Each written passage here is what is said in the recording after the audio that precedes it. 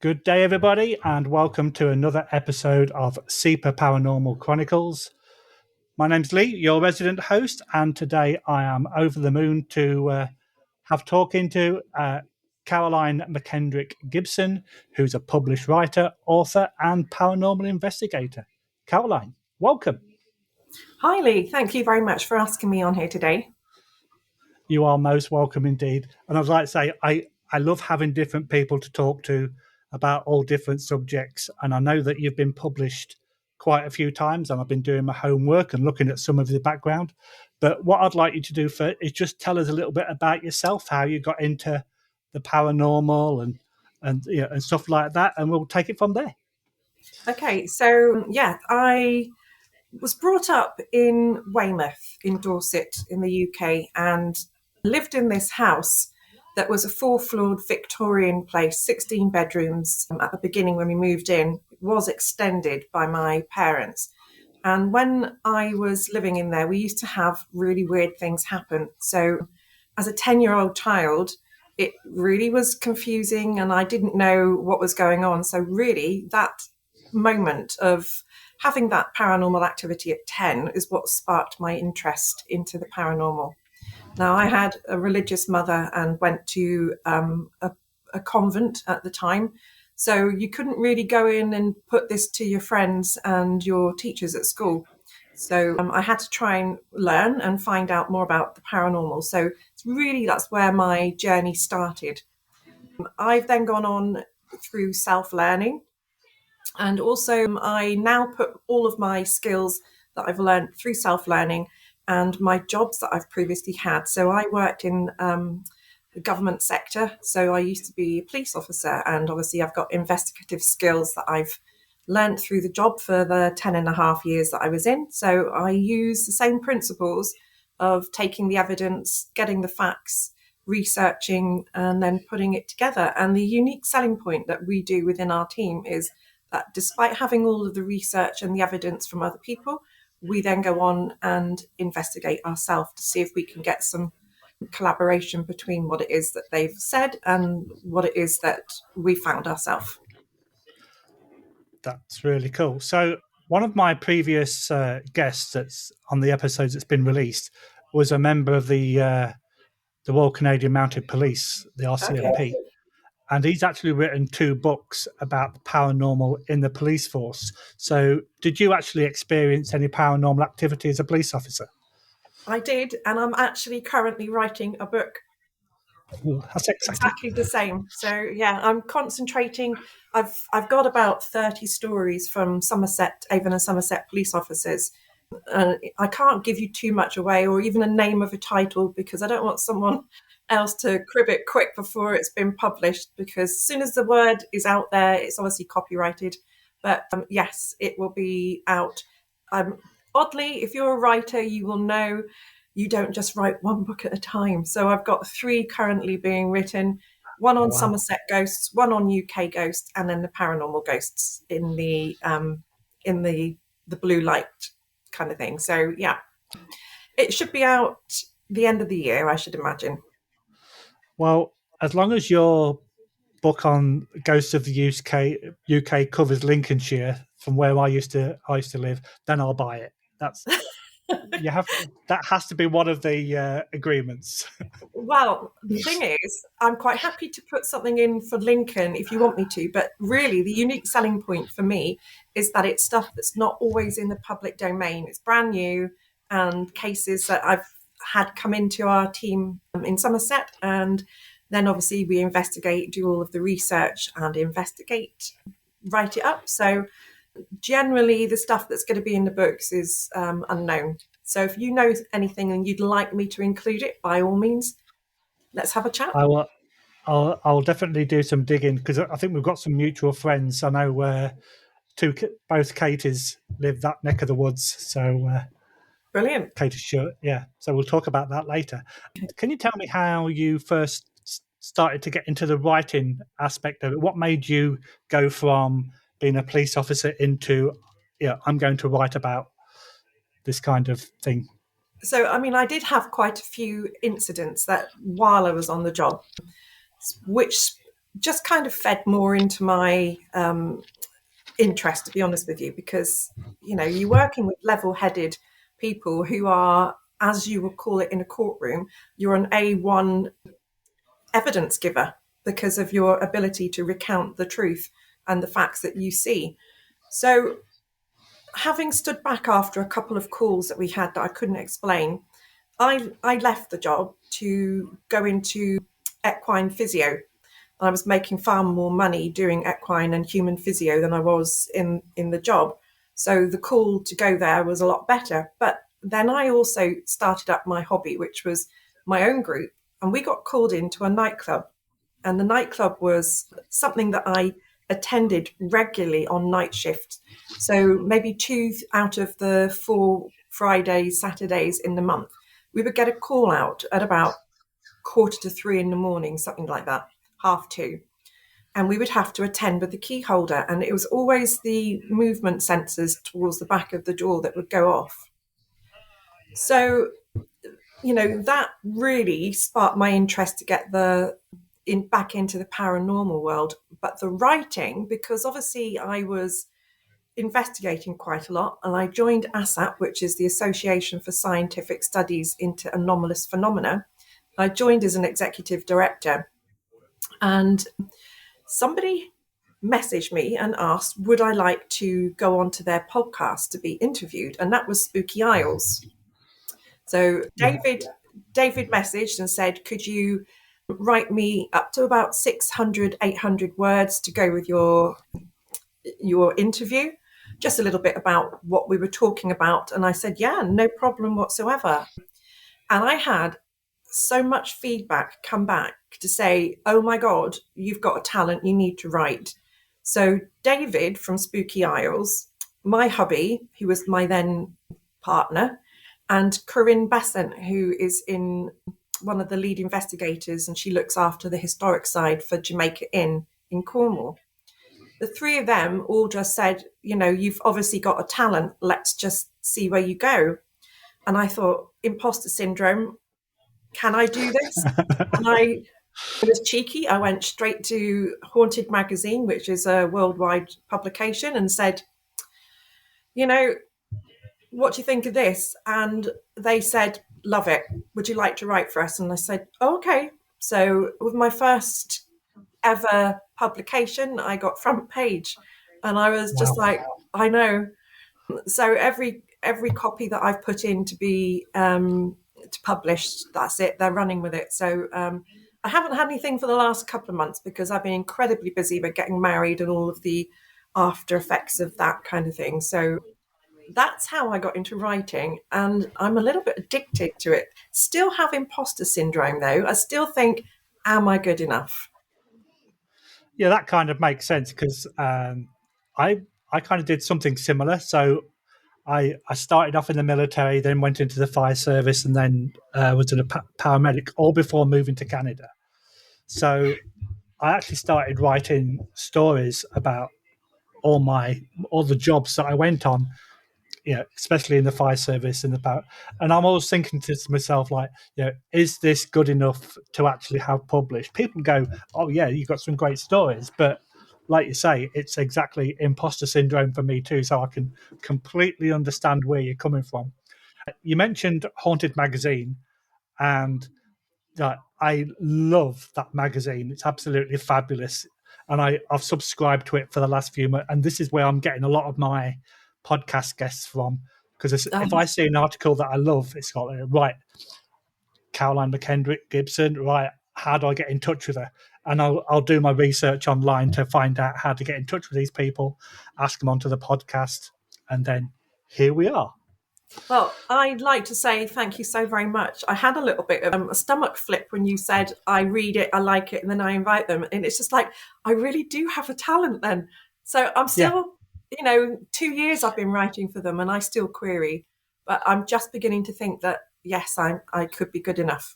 So, yeah. Oh, look, let's put credit where credit's due. You are good enough. Let's just get that out there so that everybody knows. So, like, you wouldn't keep on doing it and they wouldn't keep inviting you if you weren't any good. So what you're doing is great and I love it. So keep up and we're going to talk about one of your particular articles in a few minutes. But what I'd like to talk about first is the Somerset Paranormal Investigators. Can you tell me how that group came about, and your role, and some of the cool places you've investigated? So my joining of a group to learn and to develop for investigating was a previous group before this.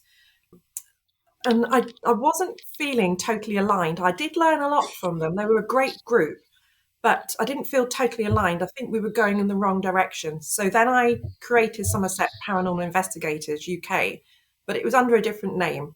It was called PERTIS back then, so Paranormal Investigators Research Team Yeovil and Somerset.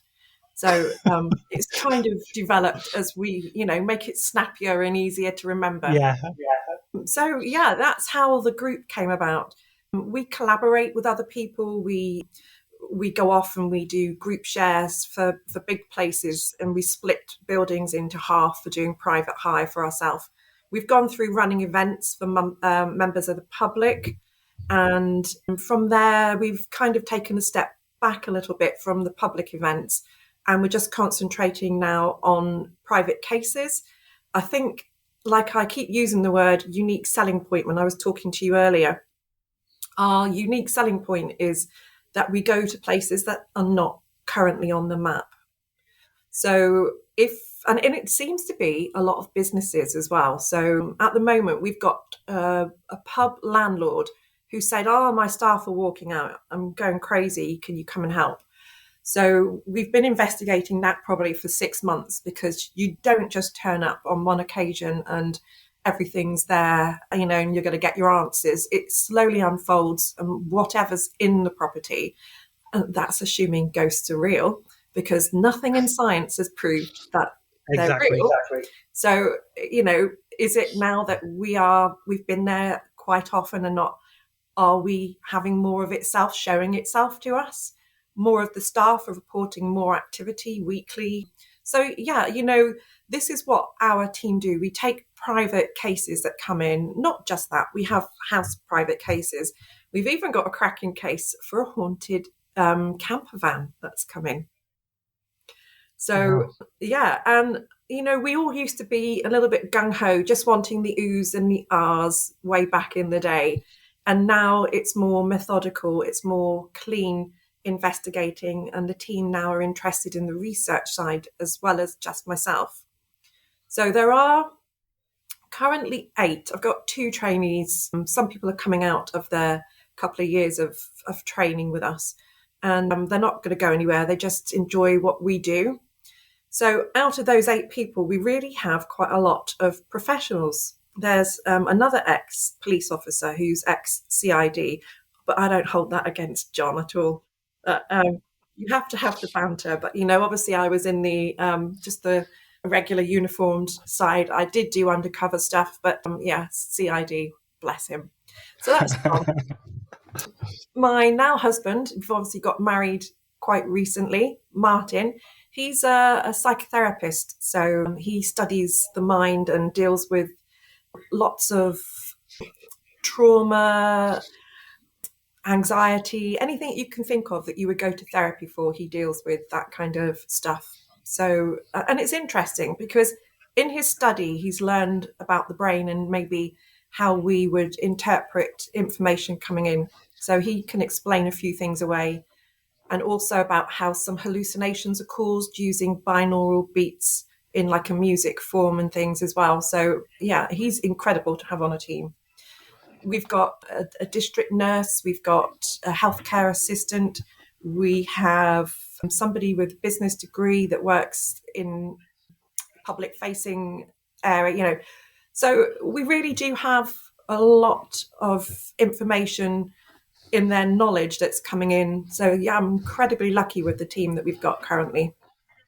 That's great. And it's weird how you kind of mention about doing the science and the research, because for SEPA, we actually look at things from a logical and rational viewpoint first. So you mentioned that your husband does what he does, and about hallucinations. but a lot of people don't know about, EMF can cause hallucinations, like black mold can, and stuff like that. So we look into that aspect of it first Mm. before we look into any kind of paranormal activity. Yeah. But we mentioned paranormal activity. The reason why you're actually here today, one of the articles that you put into the Haunted magazine is the 14 points of recognizing a poltergeist. Hmm. So if we can now start on that and we can go through the 14 points, I think Yeah, it'd be yeah. really good for the listeners because, you know, there's a big difference between normal intelligent haunting and a poltergeist, and between a poltergeist and a demon, etc., etc. So hopefully with these 14 points, the listeners will get a better idea of what a poltergeist activity can actually, involve. Yeah, sure. So, I mean, what I have to make very clear, though, from the beginning is that even though I've listed 14 points within the magazine article, some of these overlap with other paranormal activity that you could have. Maybe residual haunting, you'd have a similar pattern of everything that would happen. So it would be what used to be called the stone tape theory. So something is set in history. And Yeah, if a man was a miner and he walked down a certain part of a tunnel every day to go to and from his job, he could be replaying that history. It said that he could be replaying that history. And that's what you would class as a residual energy. So now those energies are not ghosts, they're not spirits. It is laid down like a recording on a tape recorder. So once that's there, you can press rewind and play, rewind and play. It's not sentient, it doesn't understand, it's got no knowledge that it's there, it's just an energy placed in time. That's what is believed to be a residual haunting. Then you have the interactive spirits like your great auntie Maud, who wants to come in and just to say, "Oh, hi, I'm here," and they try and get your attention and they do things. So this is where the difficulty is. How can we differentiate between what is great aunt Maud, what is your residual laid down recording that's on replay and replay, and what is a poltergeist? So this is where taking information, getting that log of data is incredibly important. So without having the log of data so that we can look back and say, well, every Tuesday between 5 o'clock in the afternoon and 9 o'clock at night, we have lots of stuff happening. You know, we need to have these data patterns to see what type of activity, when it's happening, is there anything that's aligning to it? Have the household had a massive blowout? So, you know, when we go into a case that calls us in, is it more active on a Friday, a Saturday, and a Sunday? Which to me, as an investigator, would make me think, well, people are home more together as a family from Friday to Sunday.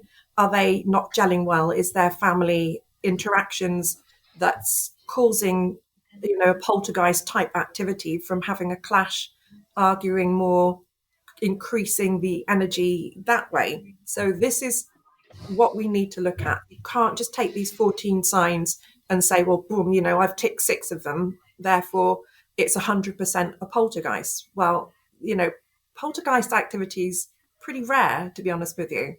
So it's just understanding how to differentiate between what's your great auntie Maud, your replaying tape, and what's possibly a poltergeist. exactly. And I 100% agree with what you said, because reading your article and the fact that I've done some research on poltergeist with an online course, both of these, subjects can absolutely blend together, and you can go through the checklist and go, well, a ghost does that, a ghost does that, a ghost does that. But you can also go, a demon does that, a demon does that, a demon does that. So, like you said, it's getting the evidence and Mm. putting it in logical format for you to definitively say, So yes, this is. just before we move forward, to believe in demons, you've got to believe in God. So obviously, I'm going to strike them out Yep. of my diary for today. Let's just say so. I would never refer to anything as being demonic because I'm a science-based girl and I need to have a science-based fact. And I don't necessarily per se believe, that there is a god or a demon. But let's just use the terminology. A demon is very, very different, vastly different from poltergeist. A demon is said to be something religious that was around when God created the earth, fell from heaven, out of grace, all that kind of stuff. And poltergeist is an energy form that has never been on the earth plane. So it's not a human that's passed, and it's not a ghost, and it's not a spirit. It's an energy form born from the person centered. So, say, for example, I have a poltergeist here. I don't know if I do. My house is haunted, but I don't know. We're still working on this one. We could say that, activity is increased when we argue. We don't argue very often, so it's not something that we would notice. But a poltergeist is from a person, and they call that the person centered, that creates this energy. And that's very, very different from what's alleged to be a demon. So that's the difference that I just want to make before we move forward, that it comes from the person, and, there's not any rhyme or reason sometimes why this person centered activity occurs. No, and I 100% agree with what you say. Unfortunately, when you watch a lot of these TV shows, they use the D word far too often. And, if people actually looked into it, they would know that when the Catholic Church trains padres in exorcism, the first thing they do is teach them about mental health. Yes. So that kind of breaks that down, so we can put that to one side. But because we're talking about poltergeist, a lot of people do not know the difference, No. and that's one of the reasons why I'm getting you here today, so you can we can go through together, the the checkbox, so to speak, of what is and what isn't. See, the brain is this massive muscle that is so untapped. We're only using 20-25% of it knowingly, when you go and have scans. So what part of the brain is kicking into play to cause poltergeist activity from a center born person creating that energy? We don't know, we don't understand it. So at the moment, everything that I'm telling you is theory based. Yeah, and it's like the we've mentioned earlier about electromagnetic fields. If you've got a faulty device that's pushing out high EMF, it can make you hallucinate. Yes. So, yeah, that is not paranormal activity. You've got something that's generally wrong in your property. Yeah. So, the fact that we kind of have the proverbial checklist to go Checklist. through, it's not even, it's not going to be 100% correct. It's going to be, these are the typical Mm, kind of yeah. activities, whereas a lot of people will just go, oh, I've got that, I must have a poltergeist, where it's not exactly that fact. Yeah, definitely. I mean, EMF is responsible for quite a lot of stuff and for causing some lot of paranormal activity. If it's high enough, it has been known to leave burn marks on the skin. So this is why, I mean, we had a case in Dorset. So I'll just call it the Dorset case. And their EMF that it was kicking out at the bottom of the stairs was about 64 milligauss, which is quite high. And if you're constantly living in that, and in the kitchen, they must have had some kind of fault. It was a council owned property, and we did get the council in to check the electrics when we were getting these high readings. And the council, being the council, did the normal, inspection test of the watts coming into the house, but they didn't check necessarily the connections in the house. So it was so bad in the end, the person moved out of the house. But that was causing a lot of burn marks when they were in a certain area of the house as well. So, yes, it's really important that you get somebody who's scientifically based investigators with enough knowledge to be able to go through these scientific knowledge based checks and make sure that your problems that you're having in the house have been discounted through the normal stuff like EMF. And as you mentioned, black mold. We've not dealt with black mold ourselves, so I cannot give you any information on that, unfortunately. But yes, once you've had the house checked, one of the first things that we do is look at the electric coming in. This house had 190, I forgot what it is coming in. Is it volts or watts coming in? And it was not enough, and the lights were flashing and it was blowing things in the house. So we got the board out, they put a meter in, left it there for a week, checked it and said, you're way under, we'll increase the amount of electric we've got coming into the house. And that resolved a lot of the lights flashing. Didn't stop the activity in the house though. So we then moved on to recording, logging, and seeing what information we've got for that. But yes, EMF's the first point that I would do. Obviously, you've brought up mental health. So we would be asking very delicately questions about mental health and medicines that people might be on. Yeah, definitely. Yeah, and people don't kind of get that part of a paranormal investigator's job.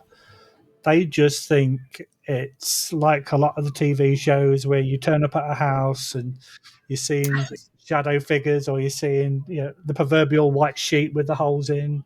Yeah, but it's not that at all. The objective of a paranormal investigator is to help that individual. So if it turns out to be a rodent problem or an EMF problem or a black mold problem, that's something that can be rectified. Yes. And then at the end of the day, you've still helped the client.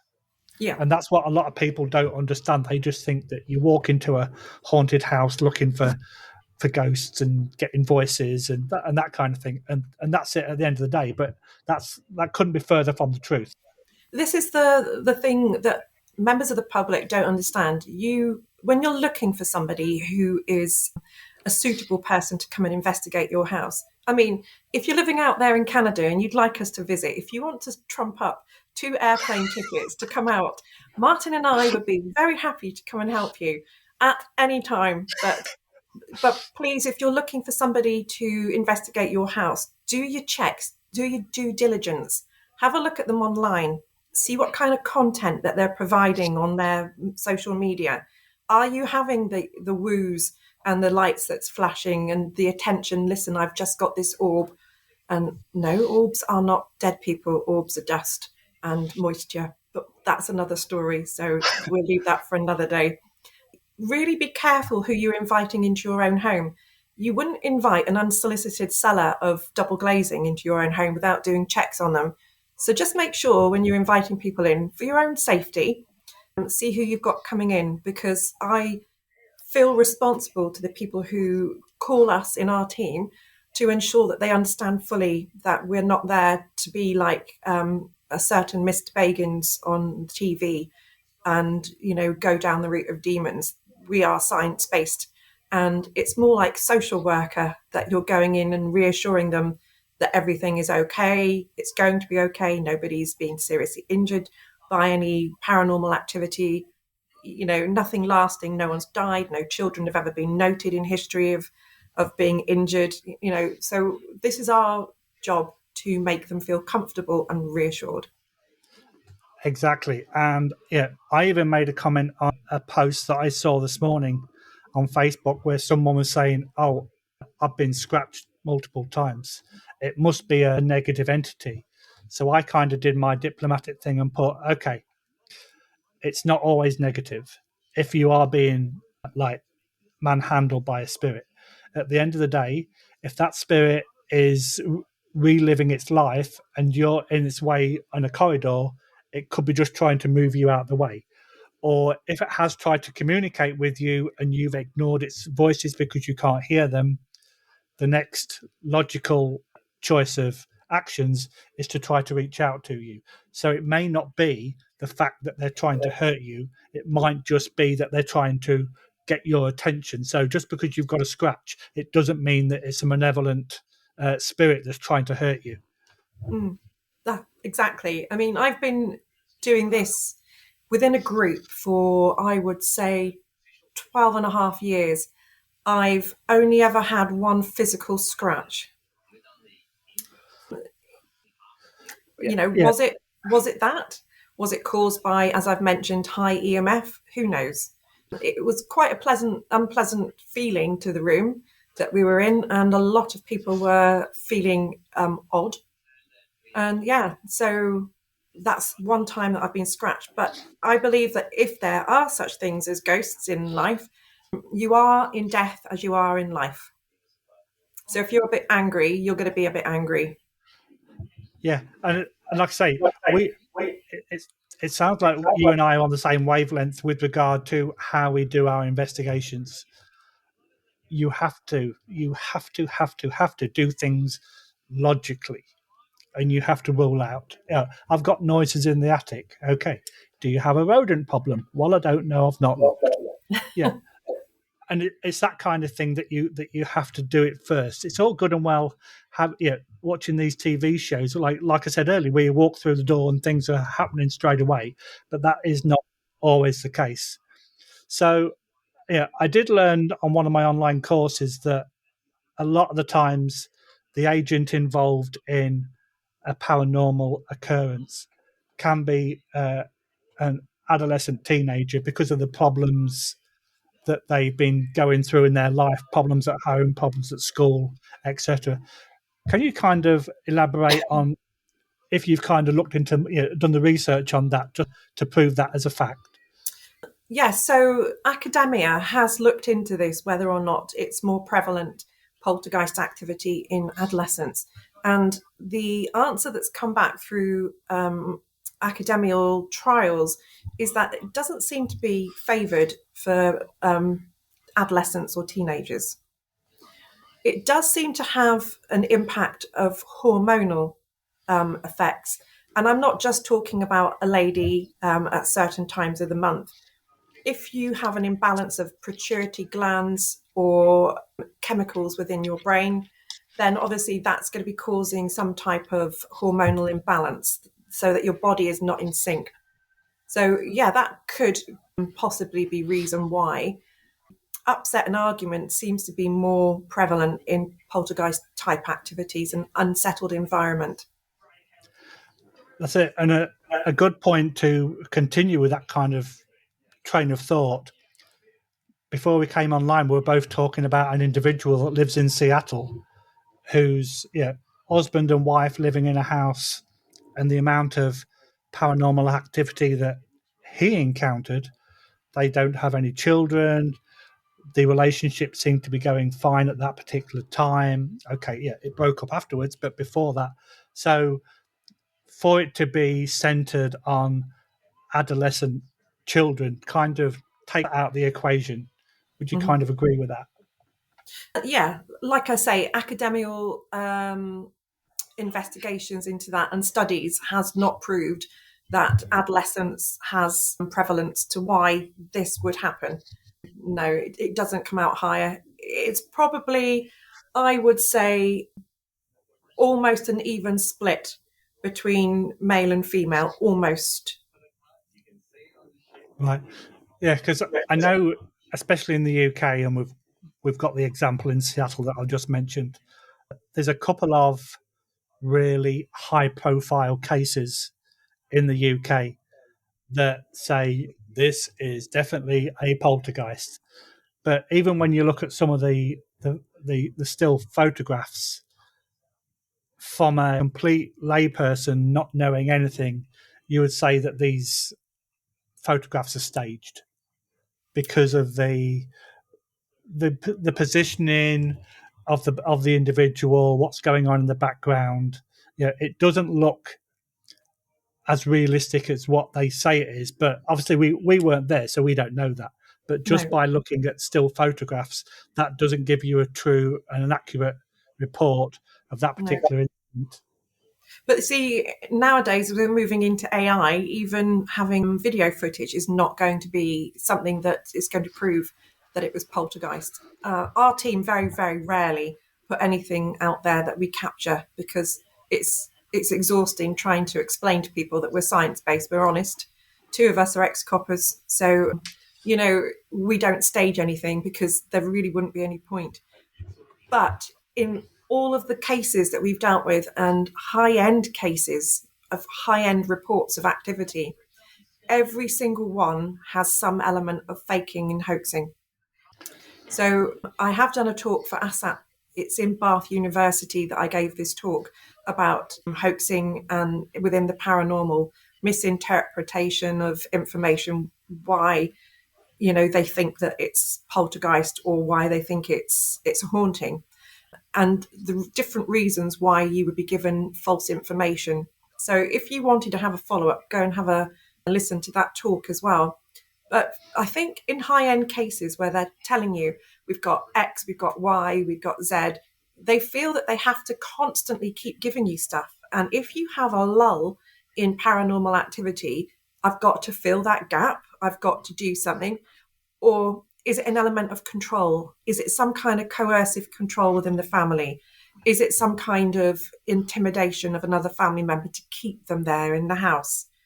So this is the type of thing that we look at. But yes, there's always an element of faking and hoaxing. So some of the pictures could be hoaxed. Some could be very real, but it's very difficult. I wasn't thinking clearly when I had what I consider to be contagion paranormal poltergeist activity here in the house. I was so blown away, so absolutely terrified by what happened in our own house that I just took a still photograph. I didn't video and walk it through and say, well, that's where this thing started before it reported. And that's where it, I took 2 stills and people could just go, well, you staged it. And it's just like, I haven't made it public, but, I think people who have genuine paranormal activity will be the quiet ones that don't put it out there. Yeah, and I agree. And I was talking to a complete random fact, a Bigfoot investigator a few weeks ago, and I asked him if he would publicize the fact that he'd had genuine contact, and he actually said no, because he would not want to jeopardize that species if he did find it. And it's the same kind of concept. Yeah, unfortunately, like you said, you mentioned AI, and we've got these phone apps nowadays that can speak to your mother. You've got stick figures and stuff like that. If you're going to use those, you've got to be really, what's the word I'm looking for? Like, conscious of the fact that this is AI at the end of the day. If you've got a bank of words, who's saying that app's not listening to what you're saying and just producing the bank of words? So I tell people that if you are using any kind of app that's got voice activity, if you ask a question, if you say, what day is it, and they come out with Monday, that's a relevant answer to your question. If you come out with what day is it and they say Somerset, it's not a relevant answer, so you can kind of completely debunk that. And I think that's kind of the best way to go forward. You've got to be logical about it. We've already mentioned about orbs, and people will argue the fact that orbs are spirits, orbs, until the end of the days. But I'm not saying that orbs can't be a spirit manifestation. I'm not saying that, because my mind is pretty open. I'm a skeptical believer. That's how I would class myself. Yeah. We can take 99.9% of orbs and completely give them a rational explanation and dismiss them. And it's very easy how we can do that with, especially with single lens reflexes in cameras. You get light anomalies and camera anomalies. We've got a photographer in our group, a professional photographer, and we look at a lot of AI generated and camera caught things. So we do dismiss stuff, but you can get that 0.1% that you look at it and you say, do you know what? That's just not the right shape for dust or an insect. And you slow it down, you put it through, very, very slow frame by frame. And then when you're listening to it, you then get a noise that comes through on a frequency that isn't necessarily a frequency of the human voice or human sound. And you think, well, okay, I can't explain this one, so I'm now going to put it in that box that's called unexplained, and we will leave it there in the unexplained box as just something that we cannot debunk. Yeah, So and I have sorry. seen an orb that I class to be not dust and not moisture and not an insect.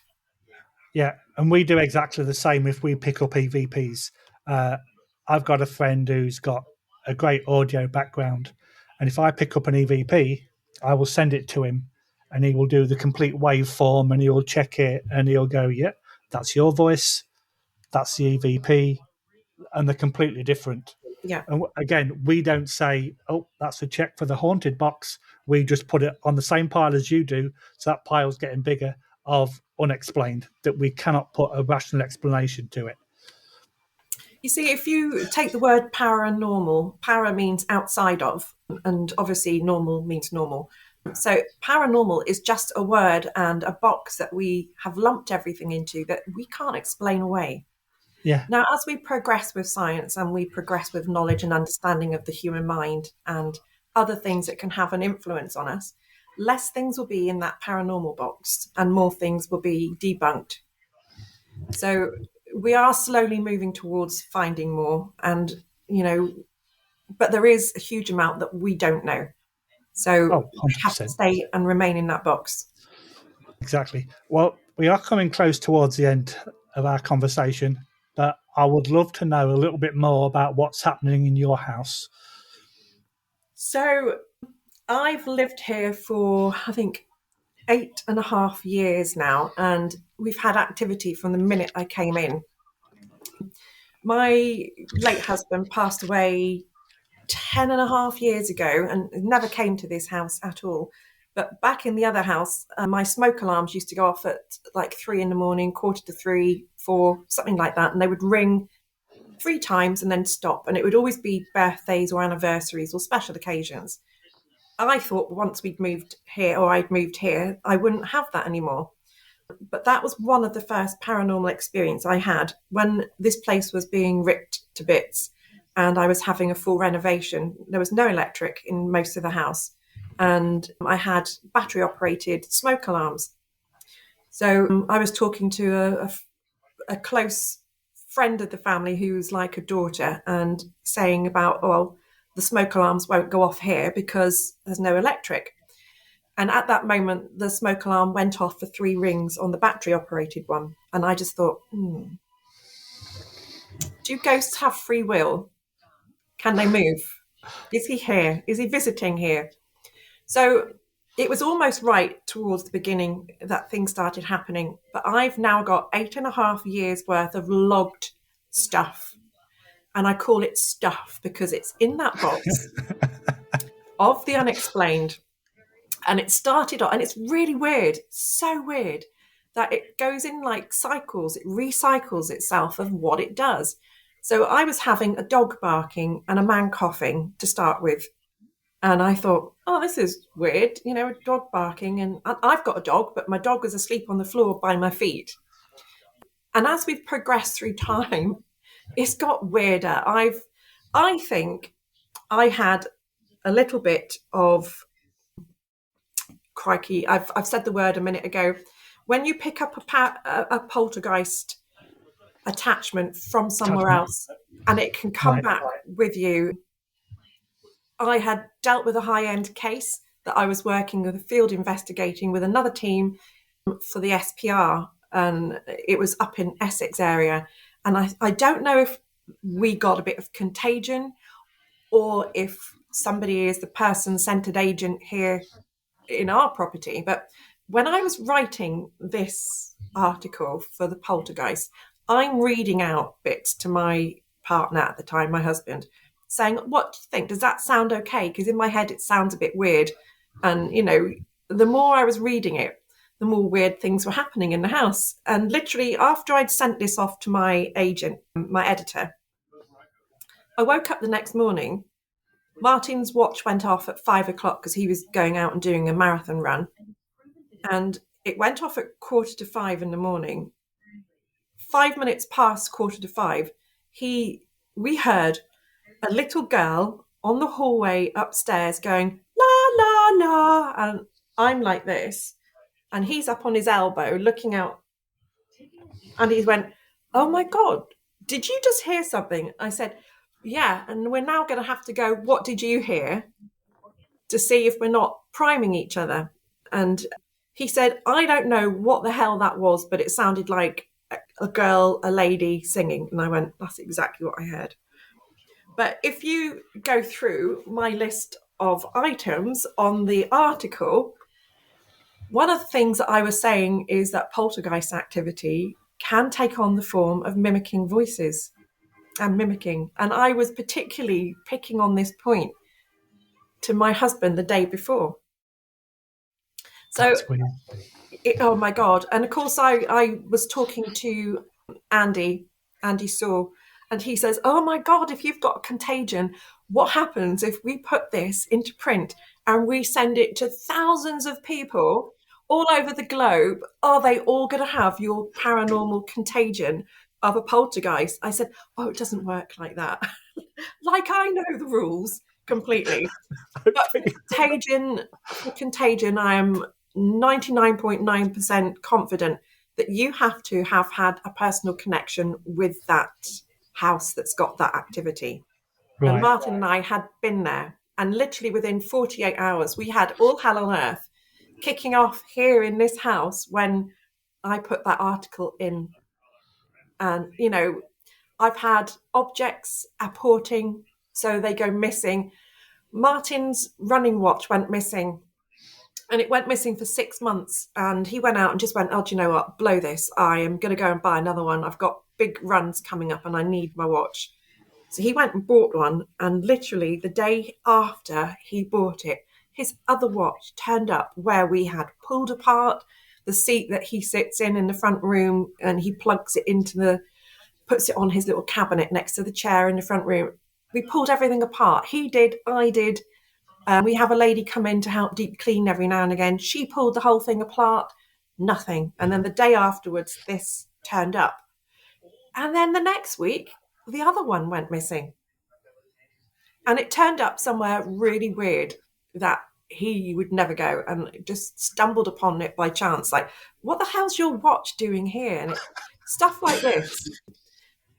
But the smell, we just gone out to go to a wedding fair and came in the house. And I said, right, when we go in the house now, because of all this happening, because of this magazine article, we won't talk about poltergeist activity. We won't discuss it. We won't try and entice it to feed off our emotions and feed it.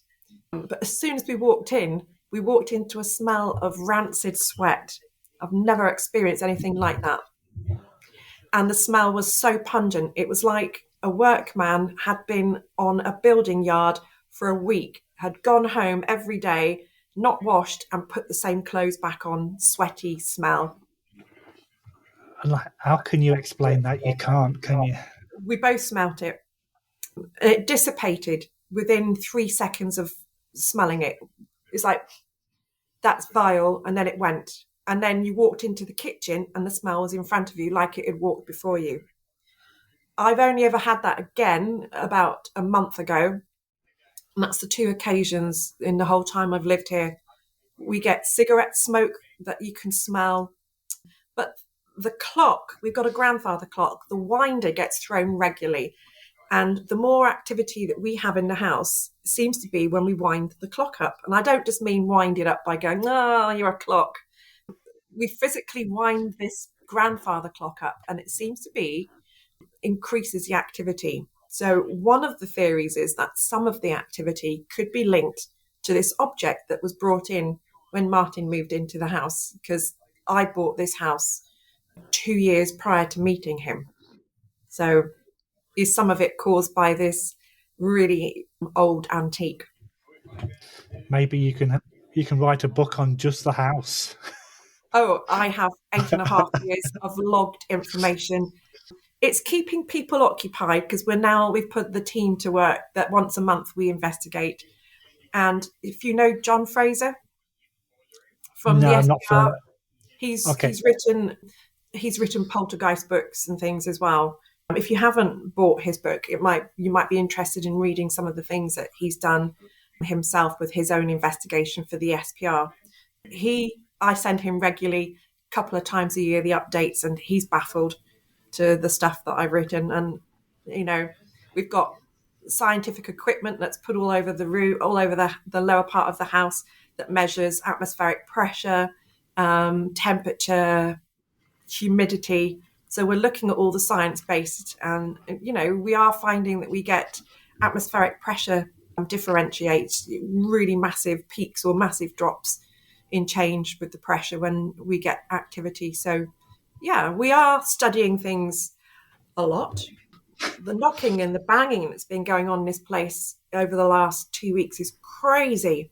And the newest activity to start is that a spoon in the coffee making area in the kitchen gets regularly dropped into a bowl. It's like a ceramic bowl. And I showed you that before we started this. Is it loud enough that you heard that? Oh, definitely. Yeah. And it's like your husband was across the kitchen. Yeah. So the only thing that is, out of sight of the camera is the kettle right underneath it. I mean, it's a flat wall, it's an external wall, and there's no way that anybody will be able to stand there. But I am thinking about getting other cameras so that people can't say that we've faked stuff. There's no need for us to fake it. There's so much stuff that happens here. But everything that's on my 14 list, basically, we've had, except for I don't think we've had stacking of objects. We've had objects being thrown, moving, apportations. We haven't had any water appearances and no spontaneous fires. That's the 3 things on my list that we haven't had. Wow. That's unbelievable. And what a way to finish an interview, to have some personal experiences. Yeah. So, Caroline, thank you very much. It's been a most enjoyable and informative interview episode, whichever you want to call it. And I hope we can do this again. You're getting the official invite now to come back for one of your many other topics that we can talk about. Yeah, that'd be awesome. Love to. Okay, thank you for your time, and we'll definitely speak again. Thanks very much. Take care. Thanks. Bye.